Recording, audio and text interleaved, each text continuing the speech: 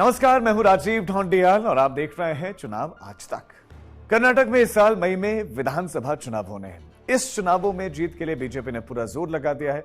खुद प्रधानमंत्री नरेंद्र मोदी इस साल अब तक 6 बार कर्नाटक जा चुके हैं। अभी मार्च का महीना चल रहा है और इस महीने के खत्म होने से पहले प्रधानमंत्री मोदी के कर्नाटक के 2 और दौरे प्रस्तावित हैं। दरअसल साल 2023 कर्नाटक विधानसभा चुनाव बीजेपी के लिए एक अनोखी लड़ाई है। ये राज्य बीजेपी के लिए दक्षिण का द्वार तो माना ही जाता है, साथ ही आगामी लोकसभा चुनाव के लिए नैरेटिव भी सेट करेगा। आज हम एक नजर राज्य में बीजेपी के इतिहास पर डाल लेते हैं। तो अब से 40 साल पहले यानी कि पार्टी के गठन से ठीक 3 साल के बाद 1983 में पहली बार इस दक्षिणी राज्य में बीजेपी ने अपना खाता खोला था। 1983 में बीजेपी 224 सदस्यीय कर्नाटक विधानसभा में 110 सीटों पर चुनाव लड़ी और 18 सीटों पर जीत हासिल की। उसे 8% वोट मिले। चुनाव से पहले बीजेपी यहां जनता पार्टी के साथ गठबंधन करना चाहती थी, लेकिन ऐसा हो नहीं सका। अंत में उसे अकेले ही चुनावी मैदान में उतरना पड़ा। चुनाव में जनता पार्टी 95 सीट जीतकर सबसे बड़ी पार्टी बनी और बीजेपी ने रामकृष्ण हेगड़े की अगुवाई वाली जनता पार्टी सरकार को बाहर से समर्थन दे दिया। हालांकि अगले चुनाव में यह गठबंधन टूट गया। 1985 में बीजेपी की बड़ी हार हुई। पार्टी का प्रदर्शन लगभग निराशाजनक रहा। बीजेपी ने केवल 2 सीटें जीती और उसका वोट शेयर घटकर महज 4% रह गया। जनता पार्टी 139 सीटों पर विजयी रही और उसने प्रदेश में अकेले सरकार बनाई। 1989 के कर्नाटक विधानसभा चुनाव में भी बीजेपी का प्रदर्शन नगण्य रहा। इसकी टैली 4 सीटों और लगभग 4% वोटों पर ही थी। इस चुनाव में कांग्रेस ने बड़ी जीत दर्ज की, जो आज भी रिकॉर्ड है।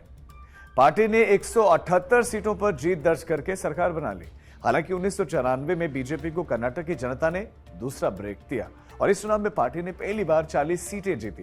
पहली बार इसने 10% वोट शेयर की बाधा को तोड़ते हुए 17% वोट हासिल किए। पहली बार राज्य में इसने मुख्य विपक्षी पार्टी का दर्जा हासिल किया और कांग्रेस को तीसरे स्थान पर धकेल दिया। इस बार कर्नाटक में जनता दल ने 115 सीटें जीतकर सरकार बनाई। अब 1999 में विधानसभा चुनाव बीजेपी ने जेडीयू के साथ गठबंधन करके लड़ा। बीजेपी ने 44 सीटें जीती और 21% वोट हासिल किए और उसके सहयोगी जेडीयू ने 18 सीटें जीती। इस चुनाव में कांग्रेस ने 132 सीटें जीतकर सरकार बनाई।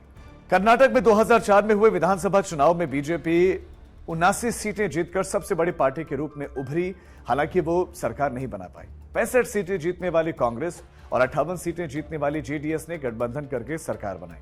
हालांकि यह सरकार लंबी नहीं चली। साल 2006 में जेडीएस ने बीजेपी के साथ गठबंधन किया और एचडी कुमारस्वामी मुख्यमंत्री बने। यह ऐसी व्यवस्था थी जिसमें 20 महीने जेडीएस और बाद के 20 महीने बीजेपी का सीएम बनना था। लेकिन जेडीएस ने यह समझौता तोड़ दिया।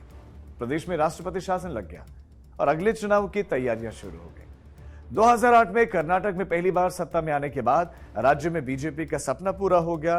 पार्टी ने 110 सीटों पर जीत हासिल की। बहुमत से ये 3 कम थी। पार्टी ने 6 निर्दलियों के समर्थन से सरकार बनाई। यह पहली बार था जब बीजेपी किसी दक्षिणी राज्य में किसी अन्य पार्टी के साथ गठजोड़ किए बिना ही सत्ता में आई थी। हालांकि अगले 5 साल में बीजेपी के 3 नेताओं ने मुख्यमंत्री पद संभाला। बीजेपी ने अपने 5 साल के शासन में 3 मुख्यमंत्रियों को बदलकर जो गड़बड़ी की है, उसकी सजा उसे मतदाताओं ने साल 2013 के विधानसभा चुनाव में दे दी। पार्टी ने 224 में से 222 सीटों पर चुनाव लड़ा, लेकिन जीत सिर्फ 40 सीटों पर हासिल हुई। उसका वोट शेयर भी घटकर 18% हो गया। इस बार कांग्रेस ने 121 सीटें जीतकर स्पष्ट बहुमत हासिल किया। हालांकि अगले चुनाव में यानी कि 2018 में बीजेपी ने फिर बड़ी जीत हासिल की। पार्टी ने 104 सीटों पर जीत हासिल की और उसका वोट शेयर भी बढ़ गया, 37% के आसपास रहा। बीजेपी के नेता बीएस येदियुरप्पा ने मुख्यमंत्री पद की शपथ ली, लेकिन वो सदन में बहुमत साबित करने में असफल रहे। उनके बाद जेडीएस नेता कुमारस्वामी कांग्रेस के साथ गठबंधन करके मुख्यमंत्री बने, लेकिन 14 महीनों में उनकी सरकार गिर गई।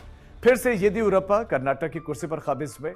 हालांकि 2 साल के बाद ही उन्हें बीजेपी ने मुख्यमंत्री पद से हटा दिया और उनकी जगह बसवराज बोम्मई की ताजपोशी हुई। अब 2023 में होने वाले चुनाव के लिए बीजेपी और कांग्रेस में लगभग सीधी टक्कर है।